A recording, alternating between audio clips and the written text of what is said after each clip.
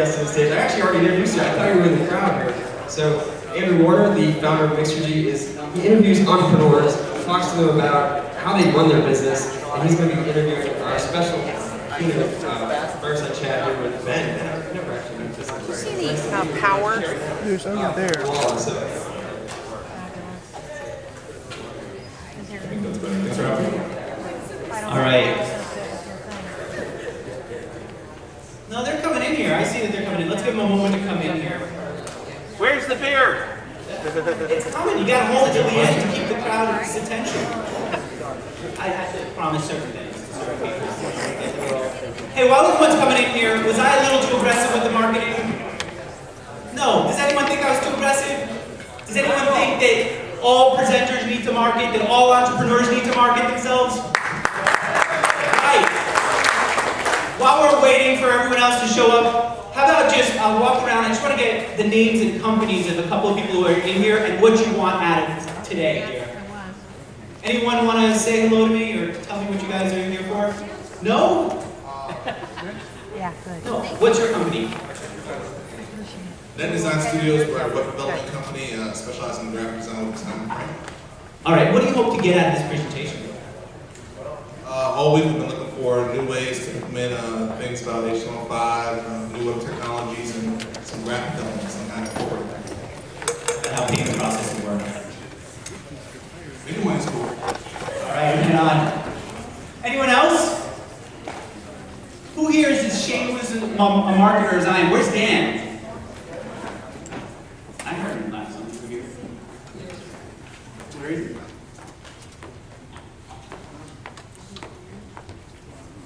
Dan is on. Dan is a good marketer as I am, and he's not. What are you here for?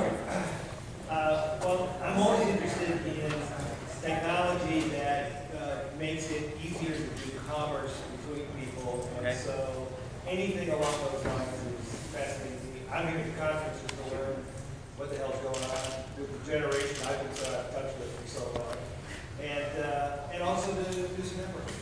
All right. Well, this is a good place to get in touch with that network. Hey, someone's actually calling my question. Okay, for all of you who have mothers and grandmothers and grandfathers, it's time to shake it up because the real money is in the 50+ set. You've heard it, now you can live it.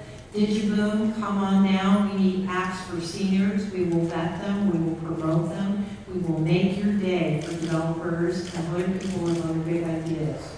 All right, I like it. Big round of applause. Yeah. All right. That was an awesome pitch, by the way. I would love your card. Hey Ben, what does Dwolla do? Dwolla's a payment network. Basically, you build a way to move money really fast, really cheap. Okay, so if someone's sitting here in the audience, how would they interact with Dwolla? Basically, you just send it to a website or to a mobile application and send money to someone else. It could be essentially anyone else. It could be through a social network, through a web application, pretty much to anyone you want. All right. So I want to find out about Dwolla and how you're going to compete with, some of the big players who are already in the space. I want to find out how to launch the business. I'm also curious about, you started a company before that. You and I had a conversation about how you wore a groove in the sofa in your living room as you were building that business. What was that business? It's called Elemental Design. It was just a speaker company. So the way I got word out about that was, who's familiar with like old school VB boards? All right, that's awesome. Basically, for those that don't know, like old school VB boards are like Twitter before Twitter. It's like a conversation space. So I would just sit on them all day and answer questions about speakers. And then people would click the links in my signature, and somehow that resulted in me building a business out of it. All right. And well, put this aside. I took a picture that I think you and I need to build a little bit of a rapport before I bring it up to you. And I'll ask this question in a minute, but just to keep it average, I'll put it here. I promise I'll come back to it. It has something to do with Dwolla. But first, let's find out about you before Dwolla. I understand that, like a lot of people here in the audience, you didn't get a job early on in life. What did you do? My first way of earning money was mowing yards. I grew up in a house where my parents had money to buy stuff, but my dad's opinion was kind of like, well, if you have arms and legs, there's no way in hell I'm going to buy it for you. So he taught me how to sit on the lawnmower, go to my neighbor's house and build them for it. And I thought that was so I did that like throughout high school pretty much. Do you remember how much you were making from it? I was making probably 25 bucks an hour when I was like 13, 14, 15 yards. So once I started discovering, I think, like normal jobs, they didn't really seem very attractive. What about them wasn't attractive? I had to bust your ass for like 7 bucks an hour. It just didn't seem attractive. And so 25, it's kind of interesting that you still to this day remember how much money you were paid. 2 hours, 50 bucks a yard. That's how I built. If you were today, if you were back then accepting credit cards, out of that 25 bucks, how much would the credit card processing company have taken from you?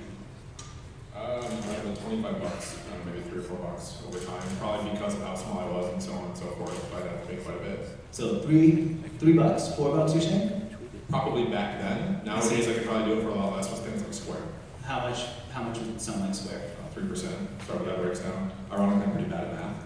If Dwolla existed back then, how much would you have had to pay? 25 cents a transaction. 25 cents. You get 25 bucks, you pay 25 cents, $24.75 in your pocket. You got it. All right. So then the next business was the speaker business. How do you get into the speaker business? When I was like 16, I liked speakers that were really loud. Any guys ever do like the speaker thing, be the really obnoxious kid with big speakers? All right, well, I'm alone because I was obnoxious as hell. So I needed money to buy speakers, and honestly, I just got really into that, so I was spending all my money on speakers. I basically wanted to find a way to make more sound in a smaller box, and that was the whole crux of like the company is make speakers that make more sound in smaller boxes. So that's what we went and did. How big did you get it? When I sold the company, we were doing about $1.5 million a year. $1.5 million a year. And the whole thing was taking place from that sofa I was talking about? That sofa got us from like 0 to, our first probably a few $100,000 in revenue, just like sitting on the couch answering speaker questions on forums. That's how the company got built. Is that where you got your customers? So you were on forums. Forums are just message boards, right? That's where the action was before Twitter. Right, exactly. And you, me, and that guy over there are the only ones who still remember forums, apparently. Basically, I think some people are lying. I see a thumbs up right there. You guys know it.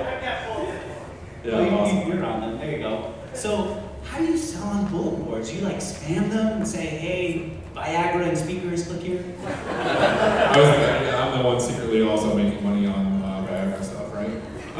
No, what we did was what I did really early on is I just found people with questions, and then I just went and just kind of answered their questions. So if I have this budget and I want this, what do I do? And I would just answer their question, even if I didn't sell the speaker. And eventually, because I was the reference point or the kind of the resource that taught them what to buy, they just started asking me directly. And eventually the question was, "Oh, what do I have? You should buy that." And they were, it was an honest answer. So eventually the number of people coming in to ask questions just increased a lot. I know we're here to talk about Dwolla, but I got to find out a little bit more about this business. How did you get your first customer? I don't mean the first 100 customers. I mean the very first person who bought from you. When it was speakers? Yeah. I was starting selling speakers before Elemental Designs, and basically what that was is, basically I wanted speakers for my car I couldn't afford. So I found a guy, he said, if I designed him a website and I built a website, he would just give me X speakers. Well, he got didn't paid speakers for building a website. I tried, but the son of a bitch didn't give me the speakers. Okay. So what I said, I wouldn't tell my dad basically at the time, who would make his life hell. He let me buy stuff at cost. So I built another website and I started selling basically his stuff on my website and drop shipping it to customers out of his shop. Okay. So I kind of made some money doing that in high school. And So then, drop shipping means you didn't have to buy it first, you didn't have to have the cash to get the speakers. You just said, look, as soon as I have a sale, I'll bring you the sale and some cash, and you ship it out for me. right, exactly. You'd be buying stuff through my website, but I didn't actually have it. You'd get it from someone else and I just take a margin. And you sold it on your website, not eBay first? No, I sold everything on just a website. I Your built website. How'd you get people to come to your website? forums. So that's when you went into the forums and you started having conversations. Yeah, no one knew I was a 16-year-old kid, so it's just a screen name that's helpful, and it worked out. Why do you want to do, I always ask this of entrepreneurs, why do you want to put yourself out there and risk somebody calling you a spammer on a message board, risk rejection by a guy who you're saying, I'll build your website, pay me in speakers? What for? Why bother? Well, even if it doesn't work, it's still funner than working at Walmart. What part's fun about it? What part's fun? The risk is, in of itself, is kind of interesting, right? It's just like trial and error. you know, it's its own version of invention. It's just kind of, it's fun to create, fun to try something new, and when it works, man, you just ride that thing until you're sick of it. And when it doesn't, you just try something new. Like, there's never going to be, I mean, you're always going to have new ideas, so you're never going to run out of things to try. So at 16 you launched it. Yeah. You said at your height you did 1.5 million? Yeah, that was, well, maybe I should back up. That was just kind of another company that led me into basically branding my own speaker set when I was like 18. And that was the company that I went and grew. So first you sold other people's speakers, Yep. drop shipped, then you built your own speakers. Right. And at 20 you did 1.5 million? Well, it took me, like, that company, that other company was 18, so I was like 23, 24, probably when we were doing 1.5. We broke $1 million after like 4 years, but Is it appropriate for me to ask you, what was it like after you earned that first million in sales? We're not talking about pocketing the cash, but you do Yeah. see $1 million on your, what were you using, QuickBooks? we drank. What was Oh boy, we drank. You drank. Like, we drank. We just drank. For us, it was like, holy shit, can you believe this? Because, you know, we thought that's kind of what happiness was. Like, 6, like, zeros, right? Like, on a computer that somehow is like yours, you're responsible for. So I remember we went and got really cheap beer. It's like, actually it wasn't cheap for us, it was like $5, it was we're gonna splurge, right? And then all of a sudden it was like, all right, let's go home, and then we went back and did the same thing. So it, you know, it lasted like, I don't know, maybe a night or two. And that was it. Yeah, I mean, like, it just wasn't, it was cool, but then it was what's next, right? It was a measuring stick of, okay, where are we gonna go from here? You said that doesn't make you happy. I've seen a bunch of smiles when you talked about just drinking and celebrating $1 million. What would you guys do? I mean, like, I worked on that thing for like four plus years, and I mean, really, how many of you guys would just be like, I'm gonna pop in a movie and watch a band, you know, go have a beer? So what was it? We didn't have it back then, right? People not there. Actually, I Smiley can make face. it. Yeah. No, so if that doesn't make you happy, why not? Like, why the money doesn't make me happy? Yeah, why doesn't just looking at that for a little bit make you go, you know what, life is good. I'm now in a safe place. I don't have to worry about the things that other people worry about. Well, I think as you earn more money, you just worry about different things. And I mean, I learned that the money didn't make me happy. I thought maybe it would, and it was really interesting, and it would empower me to do other cool things. But I guess I'm the type of guy that I just want to like get more money so I can go build more shit. And like that's what drives me to go get more money is just building more cool stuff. Okay. That's just kind of what I learned through the whole experience. And we'll get to this in a moment, but after you sold the company, you had to go find yourself, you said? I actually did that while I was still running the company. That was kind of the thing that helped me decide that I wanted to exit. The company was kind of running itself. How many of you guys have ever been to Des Moines, Iowa? Okay. Really? That's awesome, by the way. Now you think they're lying. No, I'm surprised so many people have been to. Well, I'm sorry. Hi, what were you doing in Des Moines, Iowa? You seem really proud of that. Well, for the first time I was flying through to get out of Des Moines, I Iowa. see. So brutal. The next time I was visiting a friend who lived like an hour farther than nowhere in Iowa. I see. You know what? that's the reaction I was expecting. I asked you if you would announce something here today so that Tech Cocktail could broadcast it out to the world and Andrew I could look like the man from dragging it out of you. You said, hell no, I'm going to wait till Iowa and I'm going to announce this thing in Iowa, bitch. You didn't call me bitch. Yeah, I was gonna say. I swear about that. Because I would call me bitch. But you're so proud of just like you and Ty is thinking the same thing. What is it about Iowa? I would think the first thing I do after I make $1 million is say, I'm getting out of here. Like I traveled. We started doing a lot of manufacturing in Asia. No, I'm sorry, but there is a passion for Iowa, all kidding aside. What is it about Iowa that you're so passionate about? That you're still living there and building your business in the community there? My beach is a cornfield. Like, however fucked up I'm wired, like, I think about home, I want to be able to see the stars. Like, I like the dead quiet, that for me is really calming. If I had all the money in the world and I had nothing to do for the day, I'd go ride four-wheelers in the middle of Iowa on a farm. That's just my thing. What is a Coke cost in Iowa? What is it? What? Coca-Cola. A soda. Not Coke. No, you know what? I gotta stick that in Mixergy interviews. I'm gonna say, what does Coke go for in our city? And we gotta go, man, I'll make views. Oh, $1.50 for a can of Coke. Maybe. I haven't bought pop in a long time, but. The reason I'm saying it is because I was thinking that, you know, a lot of us are going to Argentina because it's fun, and also because it's cheaper. Olivia and I live there, and for literally less than the price of coffee and a little croissant at Starbucks in Argentina, you could get a steak with a nice drink. Am I lying? No. So I figure we're all going out of the country for it. I'm wondering if maybe Iowa is the next digital nomad place to be. Like you were saying, no, you're not saving money by living in Iowa and working there? You know, I know I'm not here in DC right now. you know, I think the cost of living is probably lower. No doubt about that, but I feel like it's I move somewhere else, so I just figure out a way to make more money. Like I've always been able to figure that out.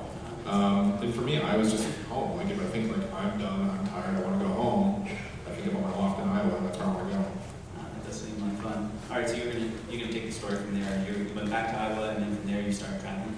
But yeah, we started doing a lot of manufacturing in Asia, so I started spending like about a third of the year in Asia, kind of trying to figure out what the hell to do with my life. To be honest, I was pretty depressed. Like I had a company that was making money, and the one thing I thought you were supposed to do when you started getting money was buy shit, and that's exactly what I did. I bought myself a nice 4-bedroom house, living by myself, got myself 3 cars, you know, just some shit. And then I had to like put gas in the cars, mow the yards, insure the properties, like go do all this other stuff that just made me miserable. And then I never even wanted to go there. Like I put a shower in my building when I bought the manufacturing building. And I just was sleeping at the building because home was boring. So like traveling just helped me kind of like figure that out. Can you go deep a little bit with that and talk about the depression? I think we don't talk about the depressing part of being an entrepreneur. I know when I was even building Mixergy, there were times when I said, I'm such a putz. It's like all these guys out there who are putting video on the internet, except unlike the guy who does high-pitched noise or the guy who filmed his kid after the dentist appointment, no one's watching my stuff. And, you know, you start to get on yourself. When you're depressed, tell me if I'm wrong, you start to doubt yourself. Talk about that. Building a company is actually a pretty lonely thing. I mean, not everyone gets your vision. At the beginning, everybody acts like you're fucking nuts for doing it in the first place.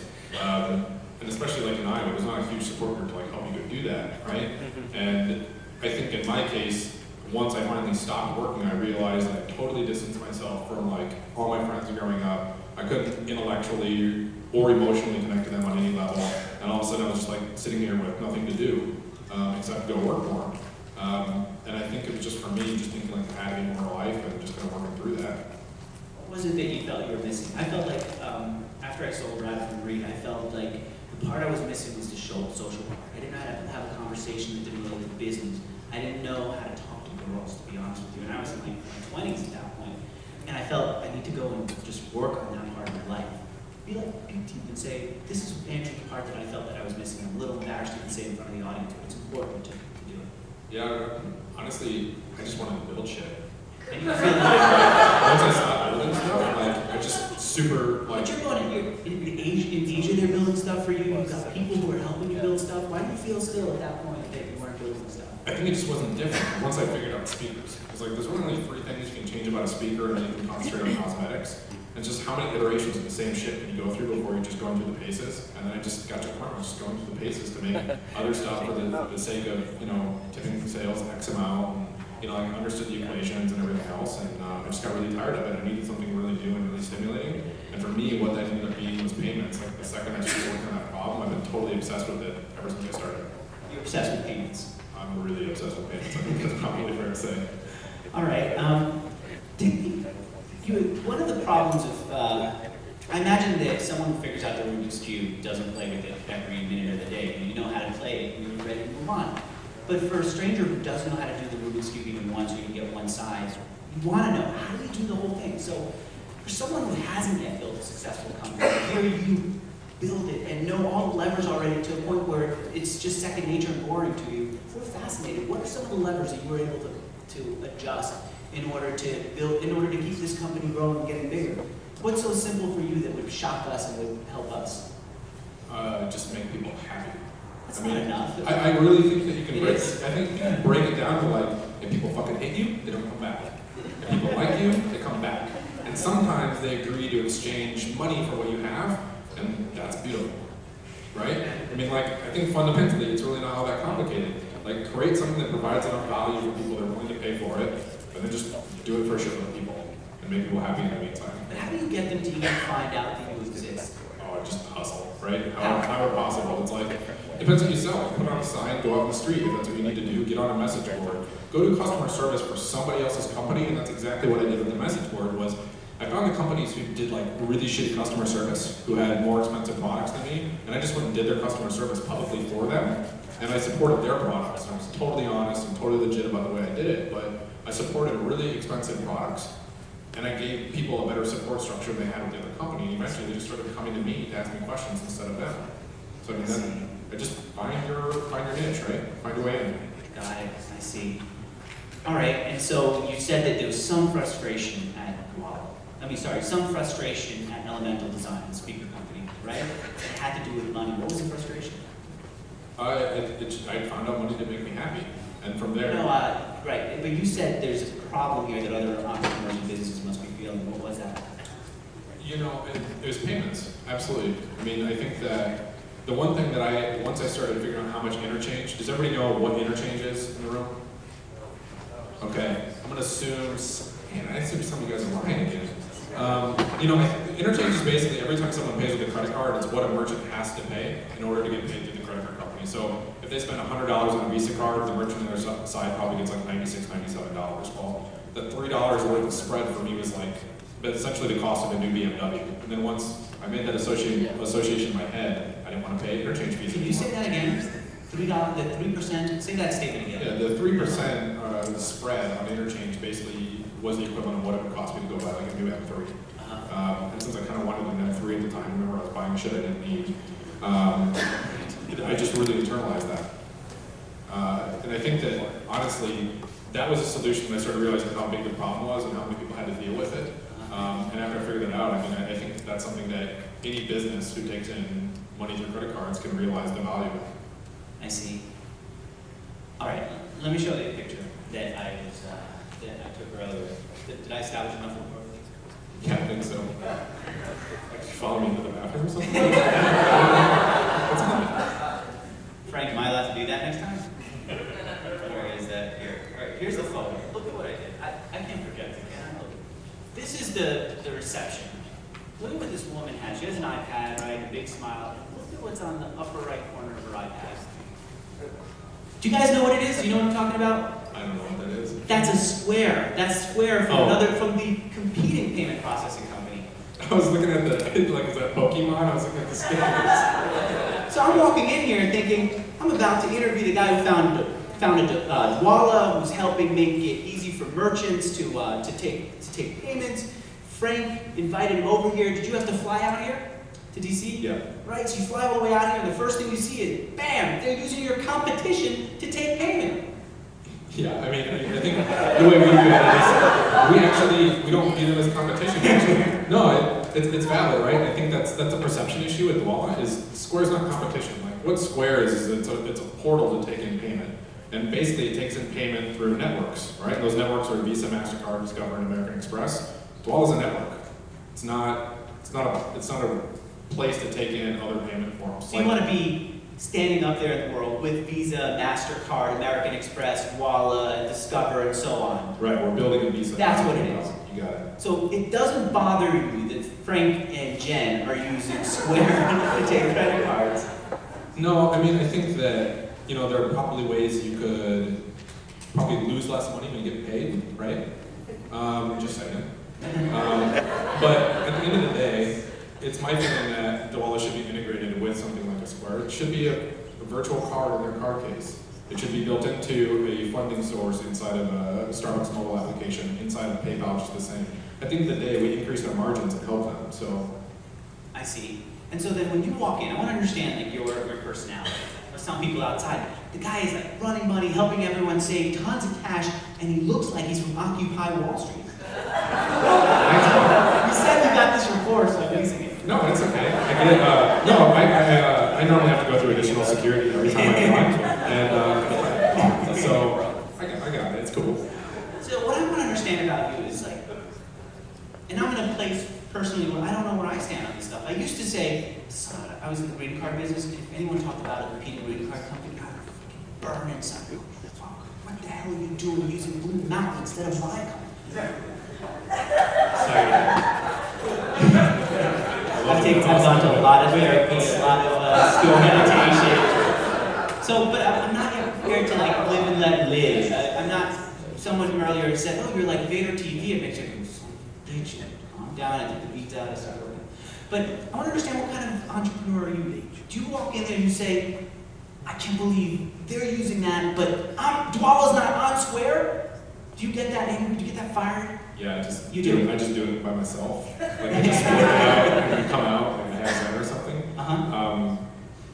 There's like 2 people I work with who, if they saw this, would be like they've never seen it in the conference room. This is where I go to like let my shit out, like just deal with it and go How do you back. do it? How do you? Lately, I've been journaling a little bit. I've been like doing the just calm down. Yeah, just get your zone and try not to yell. That's it. Like I just sit and stare normally and like talk myself through it. But you know, I think that at the end of the day, the biggest problem that we're trying to solve is basically credit cards need to be paid off somewhere. Transactions that go through Square need to come from somewhere. And the underlying layer to everything, does everybody know what ACH is? Okay, ACH is the system that connects all banks that basically all money moves through. There's more money moving through this thing than through credit cards everywhere in the world. So this whole system sucks. And you know, if somebody was in the Fed, or from the Fed is in the room right now, I think they probably would, yeah, we've been trying to fix it since the 70s, it's got some problems, whatever. And that's really what we're going out to do, is solve that problem. So I think that, you know, there's always issues of, well, like, they're getting love, why aren't we?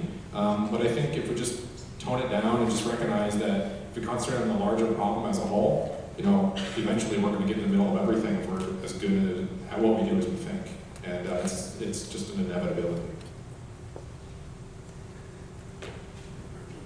How do you ever feel doubt at night where you say, like tonight, if I were to say that, I feel, yeah, it's an inevitability, but there'd be a voice in my head that would also run around and say, what if I said it's an inevitability and we end up pivoting to something completely different? What if I said, I went out on a limb here and said it's an inevitability and I failed? Do you ever feel that? No, I'm kind of a dumbass. Like, I'm all in.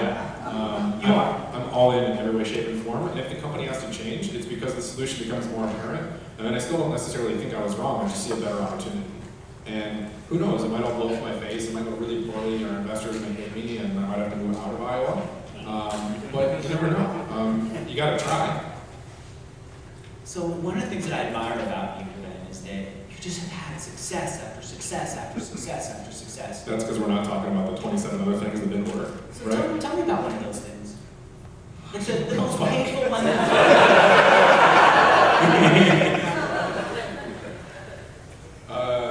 I bought a show car one time, put a bunch of money into it, thought I could flip it and make money. Didn't work. That was like in my head, I was like, oh, I could do a whole dealership doing this, and it was just a dumbass idea.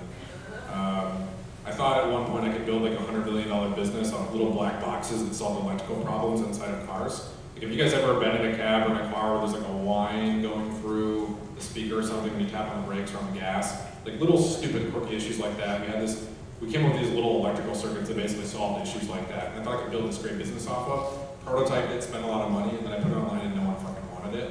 They're like, well, it's not worth it. I know it's like $5, but it's not worth it, no one cared. Those were probably 2 pretty good ones. So out there, I said, I'm going to pitch my presentation here. That's what entrepreneurs do. They'll all get it. And I opened up my mouth and I was hoping something cool would come out. And I just laughed. Thank you guys for coming in here, but I sold it really crappily. And I had to just put the voice out of my head that said, dude, you fucked that up. So that I could come in here and just be here and not be like in here, you know? But when you had those failures, how did you put the voice out of your head that said, maybe I just don't have it. Steve Jobs didn't fail like this, or whoever you imagine in your head. Of course, we all fail. Everyone has, but when you have those thoughts in your head, you can't imagine that anyone else is in your shoes. You have to find a way to deal with it. How do you get past it? That's a good question. I mean, I normally take it out on the product a little bit. So like, I go Office Space on the stuff that doesn't work. So like those black boxes, I fucking crushed them. You broke them. You stood up and you shattered them. Yeah. Okay. Nobody wanted them, right? Like, get rid of these things, get them out of my face. And I think ultimately it's kind of like, what choice do you have, right? Like, go get a real job or just go build some stuff. And ultimately, if I end up on a street corner, I can't afford a mortgage, my car has been taken from me, my girlfriend can't give me a couch to sleep on, you know, then I gotta get a real job. But until then, it's like, I love my life. And like the pursuit of building something really big that comes out of your head, it's just like an exciting thing. And the opportunity to be able to do that, I just feel really fortunate to get to do that for a living. Who do you envision? Like when you think, I want to do something great, who do you say, I want to do something great like? What kind of people do you want to stand up and be remembered with? You know, I guess, like, just on a mental level, I resonate really well with, I think, a lot of people who started PayPal. Just because I think that from a fraud issue and some of the issues with regulation and perception, I think that they're one of the few groups of people that have kind of gone through what we're going through right now. But ultimately, I mean, it's kind of like, who do you idolize, right? The people I idolize, I'll admit, like, I don't ever think that I ever deserve to be mentioned with those men. I just hold them in a higher esteem. But it's just kind of like anybody else, people like Jobs, like, just fucking brilliant. Like, how did you do this? And I think that's a question we're going to be all asking ourselves for a really long time, and I'm not sure I know.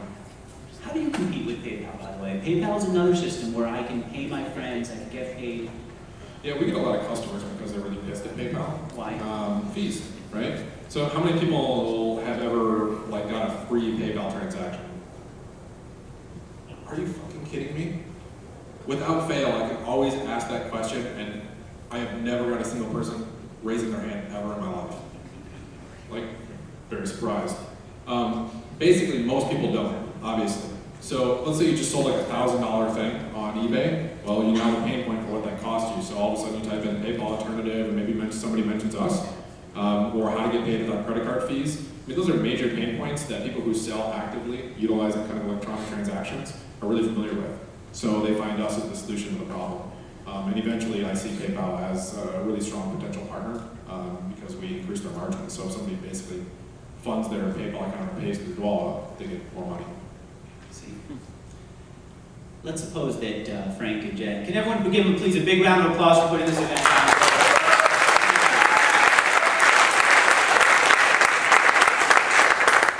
Let's suppose that they paid me my rate. Olivia, what's my rate for speaking? $25,000. And they use PayPal. How much would they have to give? Don't smile. I'm trying to sell them on the next conference. Well, let's suppose the next conference they were to pay me $25,000, my speaking fees to come here. How much would I have to, if they PayPal it, how much would I lose? I don't know. Somebody's got to do the math on that. I'm bad at math. You really are bad at math. Yeah, I can't do 3% of 25,000. But it's 3%. What is it? $750 you can do in your head? Oh, right. We all have different 1% is 250 times 3. All right. How much, if I had to, if they paid me with Dwolla, how much would they? I think the rest of us are still like swinging from technology's tail a little bit. 25 cents. Yeah, 25 cents transaction across the size. You got it. See, and you don't feel like, boy, there's $25,000 passing hands here. I gotta get a bigger piece of that.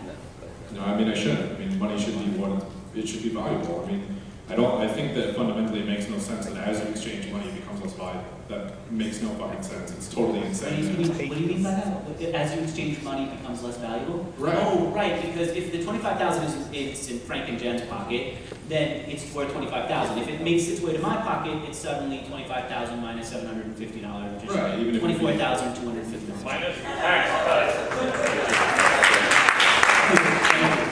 You got it. Listen, I got an interview here to fold this out. So, do you make money on 25 cents per transaction? Yeah. You do? You make money per transaction? Yeah. When you met your girlfriend, did you use any sales tactics like... No, you know that thing you said about like I had to figure out how to talk to women? Yeah? If you want to date me, you have to find what I do sexy. Did you find money? Apparently. Right? Like, it's kind of like, no, not really. So it was, hey, what's her name? Alyssa. Hey, Alyssa, I'm the Dwolla guy, Luke the best. And that was it? Thank God, no. No. I still don't know. No, I was really thankful. It's somebody I actually went to high school with or reconnected with later in life, and she knew me way before I ever did anything, and she doesn't give a shit. She just doesn't care. you know what, that's kind of what you want in a relationship, right? You want someone who doesn't care so much that you can't fail, but does admire what you're doing so much that you feel emboldened. Am I right? Yeah, I would agree with that. That's the way you feel. Yeah, big time. Do you ever feel that way, like even back in high school, this is what you were looking for in the girls you were dating? No, I found a lot of the wrong ones first. What's that? What were the wrong girls? Wait, Frank and Jet, this is a tech event, am I okay to talk about tech? Audience, is it okay to ask that? What are the wrong girls? Blonde and fucking angry. That's What are they angry about? everything I did. I mean, stop there. Really? Yeah, probably. You seem like a pretty was it the speakers blaring too loudly? No, You can get earphones. No, I think we should stop there. It's blonde and angry. I still like being blonde and angry. How are we doing on time, guys? How much more time do we have? 15 minutes? Does anyone else have a question? Like how much coke costs an ounce? No? Yeah. What's the nightmare scenario? With Dwolla? What's the worst thing that could happen in the next 2 years? I mean, like, the whole thing blows up. Like, start shooting random amounts of money out of, like, an ATM machine we're not connected to. like, it's because I typed in my PIN number wrong on my phone. Like, some arbitrary scenario we can't necessarily predict totally fucks up the company in a way that is almost so irreversible, there's no explanation for it, and we have no choice but to say, we are total assholes. We have to stop what we're doing because we're not competent enough to do this. That's the doomsday scenario for us. The thing we can't see, the thing we don't know, that every company has to deal with, right? Let me ask you this. One of the reasons why I imagine that Frank and Jen don't have Dwolla at the cash register That's what they were running. That's awesome.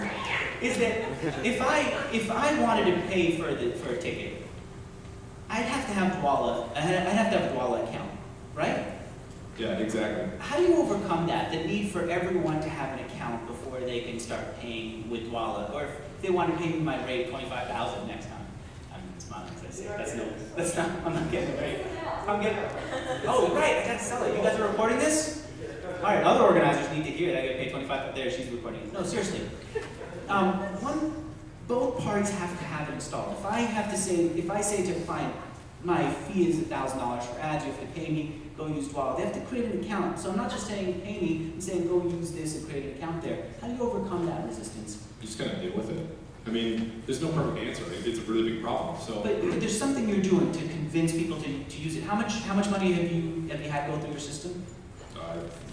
a lot. You know, over the next 12 months, we'll do $500 million. And we're talking serious money is passing through Dwolla. So you've convinced people to do this. How do you get past that resistance? You concentrate on the pain points initially. I mean, signing up for Dwolla, how many people have actually gone through Dwolla's sign-up process? Like, it's not easy, it sucks, actually. It's not as good as it should be, and people still use it, right? So it means we have tons of feedback on how we make it better. And in an ideal world, you'll be able to hear about Dwolla, sign up, and instantly be able to transfer money. That's it. You should be able to do that. And it should happen as close to free as humanly possible and within just you want to use the system. When we crack that nut, Dwolla will be $1 billion company. And there's no doubt in my mind about that. When you can make it that simple for people to sign up and start paying and receiving money. Right, because the complicated issues about what you're trying to do within that scenario, just from a know your customer requirement to underwriting requirements to connection requirements and fraud and blah, blah, blah, blah, blah, blah, blah, it's exceptionally complicated. And everything we do to get there is just another step along the way to make the process better. And in the meantime, thankfully, we have people finding the value and not paying those transaction fees, who kind of put up with the things that aren't great and keep giving us feedback on how to make it better. What's one piece of feedback that you got from a user, customer, that you wouldn't have figured out on your own? You go, oh man, that's just taking us in a direction or giving us a thought we couldn't have ever figured out without them. The things that people don't like actually they're pretty consistent, right? It's the sign-up process and the wait time. Those are two things people hate, and we kind of hear those on a daily basis, and they're problems that we just continue to work on. How about another question? Yes. And can I recommend this? If you're at a conference like this and you're asking a question, say your name and your company name, and then ask the question so people can get to know you. I really want the audience to get to know each other, and especially the guys who have the guts. The guts, right? We keep talking about guts to take on the risk as an entrepreneur. It takes a little bit of guts to say, hey, I've got a question. All of you can judge me when I ask it, right? So if you're going to do it, let everyone know who you are. What's your name and company? So my name is Jeb Ringo, and I'm working with DotStack. We're a DC-based tech startup. DotStack. Oh, cool. All right. My question is, why did you send me $1 today on Dwolla? You showed up on spots, probably. So all the time when I go places, I see who's inside spots, and I'm just arbitrarily sending money sometimes. What's a spot? Basically, I'm still here. Dwolla basically, we have this interesting way of indexing merchants. So merchants in a physical or businesses, for example, that want to be shown inside of this kind of like proximity-based payment platform, we basically index them in the software we call spots, and basically we show where they are and allow you to walk up and basically pay them in person based on where their storefront or business is located at. You can opt out of it.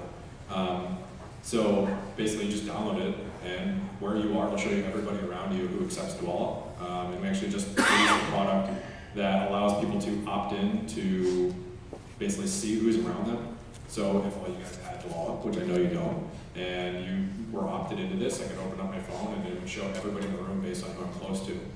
So I could just click a button and pay them.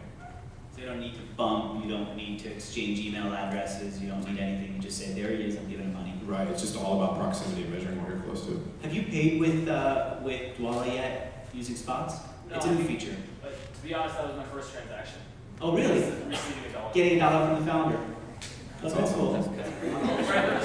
Sorry? I'll frame it. So is that something that you're going to talk about? You just made me feel Right about on. being like the first time you used it, but it's all good. But do you find that people talk about it afterwards? I mean, can you say your name again? I'm sorry. Jeb Ringo. Jeb? Yeah. So like Jeb now told a room full of people about it. Do you find that word spreads online? Hey, the founder of Dwolla just sent me $1. You follow me on Twitter, I'll probably send you $1, just so you know. I do that all the time. Like if I can't see you, I get on Twitter and some people will follow me $1 randomly. What's your Twitter name? They were all laughing, so they couldn't hear. It's Andrew Warner. You said. No, seriously. What is it? It's BP Milne. Just BP. Oh, no. Dude, you guys are good.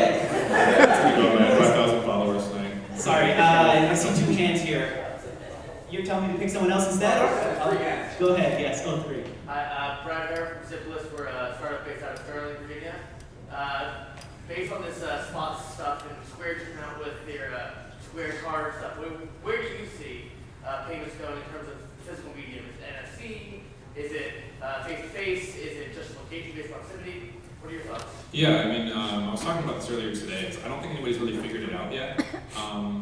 NFC is really just a way to tie you to a location, a way to say, like, dude, I'm here, right? I say all the time, like, you can cough, you can raise your hand, there's different things that you can do to confirm it, but I think that proximity is something really important over time. And I've always felt that way with payments and with other things. And it's kind of like the one thing about your phone that never changes. Your phone knows where the fuck you are, all the time, right?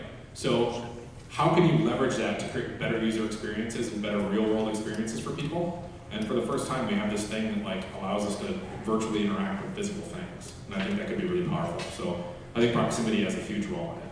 I'm not sure if that totally answers the question or not. You know, and I'm really glad you asked that kind of question. One of my shortcomings as an interviewer is that I don't ask the big questions, where's the world going questions. I want to know where you were and your personality, but I think it's important to know a little bit more about payments and where it's going, because this is an area that's really changing, and it's going to change all of our lives. There's a guy in the audience, Steve Boyd, who I met out there. Steve, are you in here? Steve, do you have a question? You know the space well.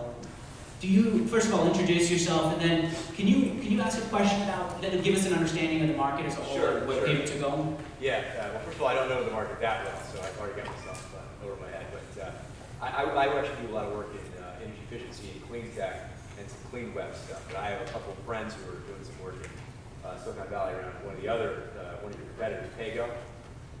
And so my general question was really, and I did also miss some of the talk here, so I apologize if this question sort of already been covered, but Could you describe a little bit about where you see the overall picture as far as the different notions that each of the mobile payments folks are taking, the strategies they're taking, and to an earlier question that you had, this issue of, as you try to deploy the product, how much of it is centered around trying to deploy the cash register? Square is doing that, Paygo is looking at doing that, in order to drive, uptake of your platform. Yeah, I would assume it was Paygo. Paygo, right. I would assume that when you make a payment with them, you put your credit card number in or something like that. Right.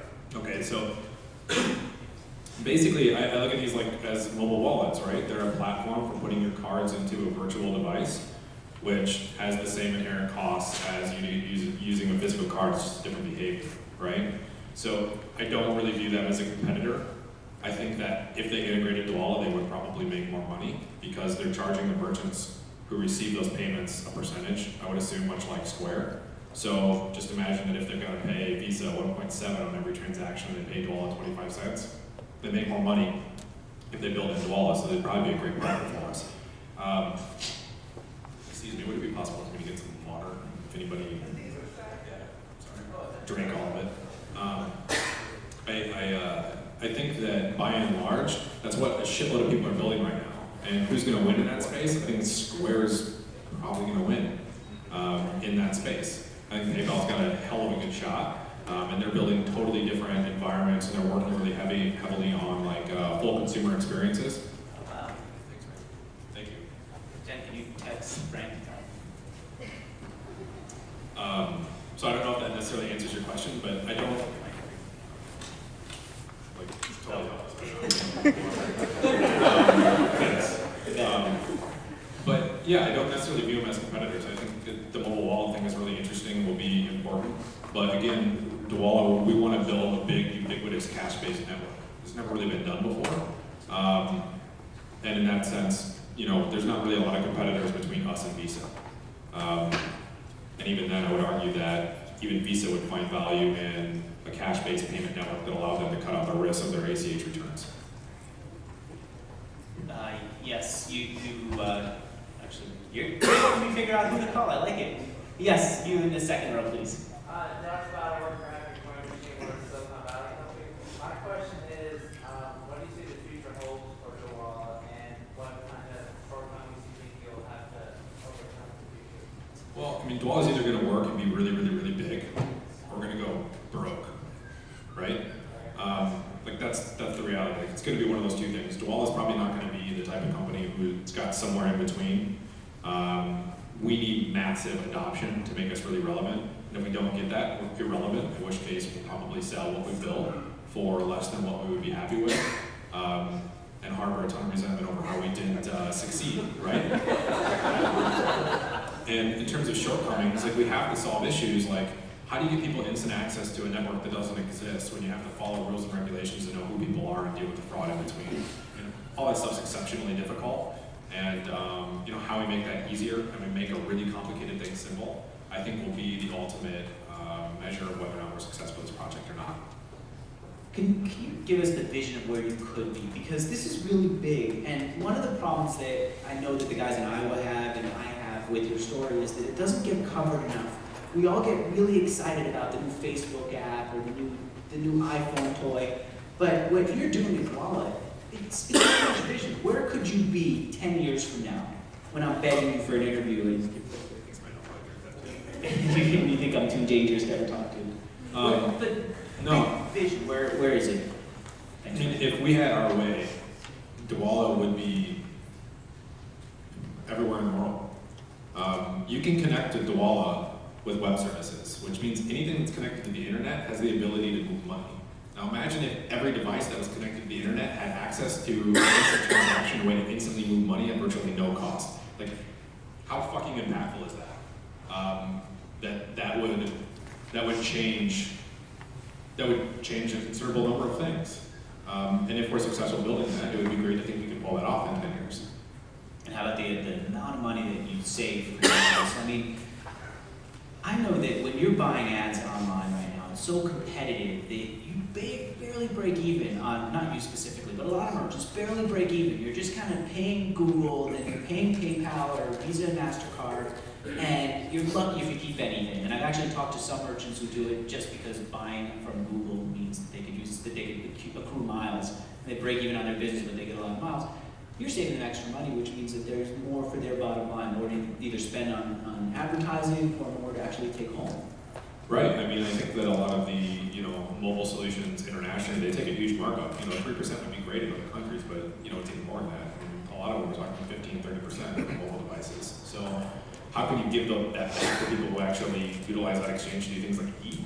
I mean, what would you care if a solution came into your life and gave you 30% more income? Right? And I'm also figuring that 10 years from now, I could see myself going into a coffee shop and just like I see the little sticker that says, "Thank you for shopping here," and it's like an American Express, Visa, MasterCard. I can see a Dwolla logo there.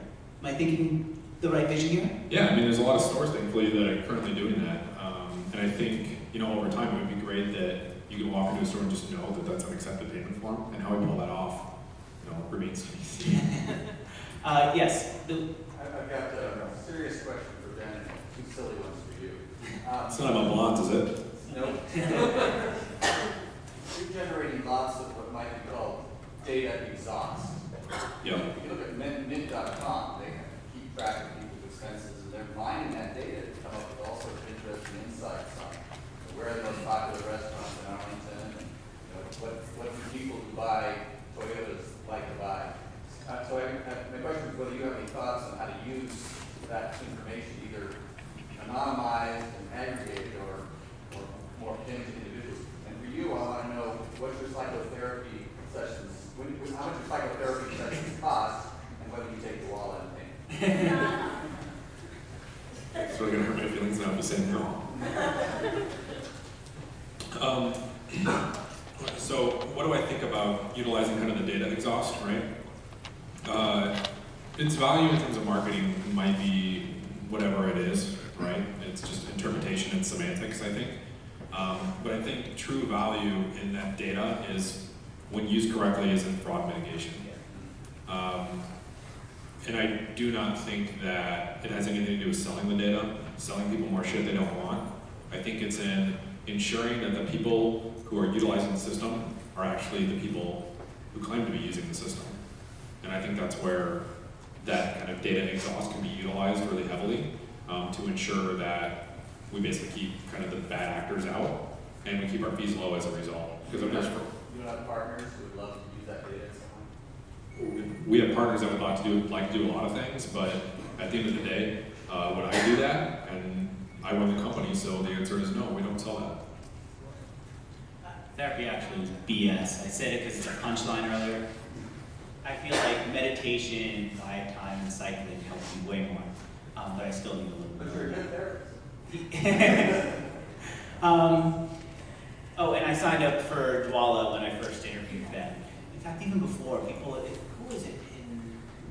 I forget. There were a few people who introduced me to you who said, "You gotta get to know Ben and help me get an interview with you on Mixergy." One last question, then I'll ask. One last question from the audience, and then I'll ask a question. How about you all the way in the back there? Hey, can you hear me? Talk just a little bit louder, and I think we will. Hi. Hi. Hi. Okay, cool. It's kind of a selfish question, so sorry for stealing the last one. But so I'm a college student, and I was just wondering, I know like 20, 30 people that have startups, and they, are just talking about how they're going to make it big. And I was wondering if either one of you had, any basic criteria that you see as being, this is going to be a successful startup, or this has the most potential, and what you see and you say, okay, that's not going to work. Yeah, the whole idea of I'm going to go make it big. It's interesting because you have to have just enough arrogance to think you can pull that off. But you also have to be humble enough to never buy your own hype. Because the second people write about you and you buy your own hype, you're totally screwed. And anyone, if I was ever looking at a project be a part of, if I thought that person was going to get a big head, if it worked, I wouldn't want to work with them. So I think that's kind of how I pick people to work with.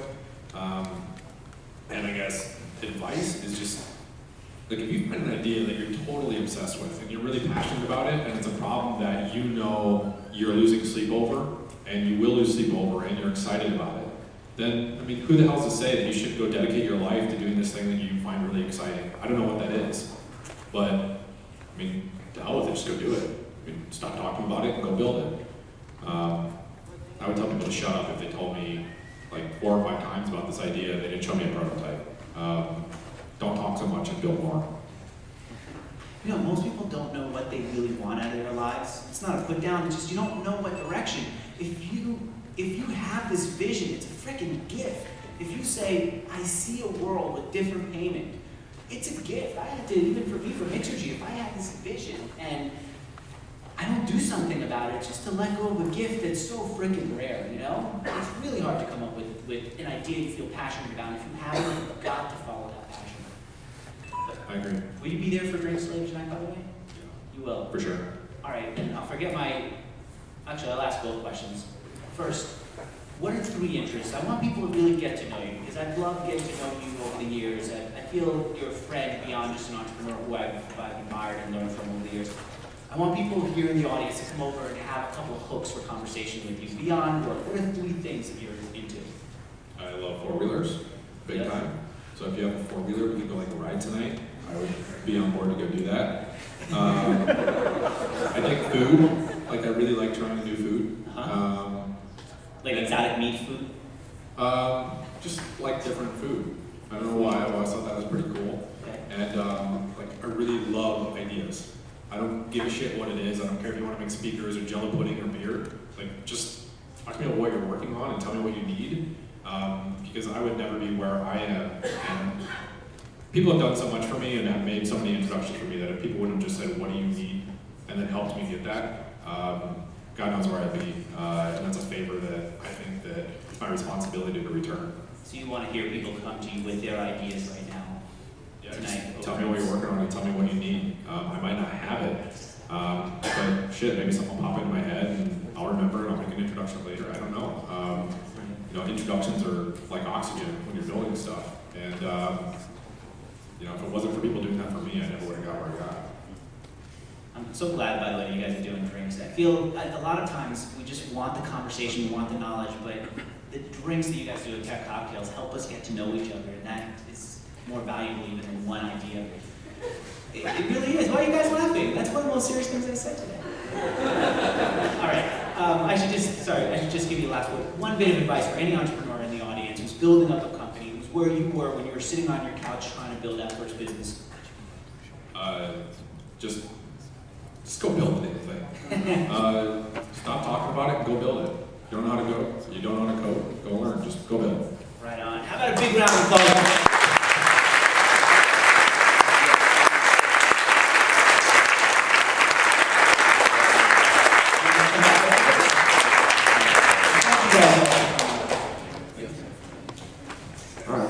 Very entertaining. Thank you guys very much for doing that.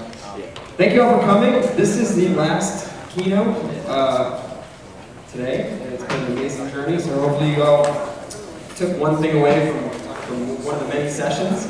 But we're not done. We are going to do Tech Cocktails Mixer at DC Week. It starts at 7 p.m. It's at the Key Bridge Marriott, which was the first Marriott that ever existed. So it doesn't get more entrepreneurial than that. It's just right around the corner.